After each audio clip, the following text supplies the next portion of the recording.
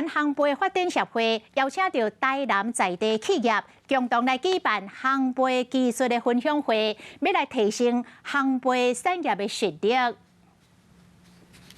为了提升产业的竞争力，台湾做胖产业发展协会特别和食品自动化机械企业合作，举办相关的技术分享会。现场真侪位大水的作品，同时嘛展览会当提升生产的机械设备，向真侪产业界人士参观。一台机械可能可以抵10个人、20个人的人力，而且能够提升品质，让产品更加的稳定。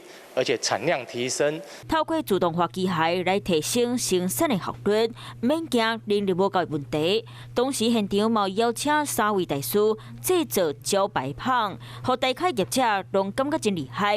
发表会现场嘛相关的官僚业者，希望让这个技术分享会会当大大提升产业界实力。